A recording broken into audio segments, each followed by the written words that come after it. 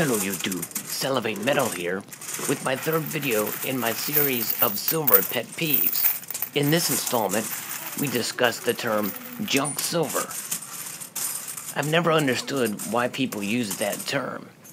For what you see before you is American silver coins minted before 1964 and containing 90% silver.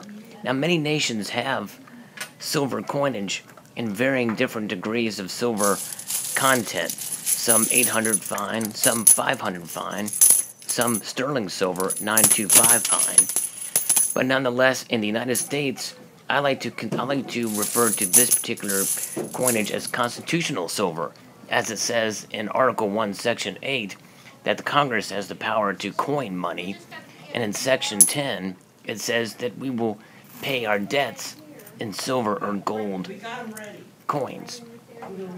And nonetheless, it's just interesting to me that people would relegate these coins, which I assume probably the term junk refers to coins that do not have a numismatic value, but more or less a bullion value.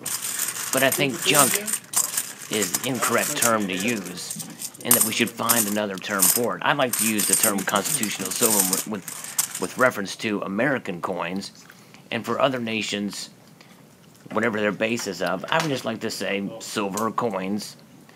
Silver coins. I think that would be a good term to use, or find some other term to use other than junk silver. I just think it sends a bad message to the community. So I'd like to extend a multitude of gratitude to you all for watching. Please rate, comment, and subscribe.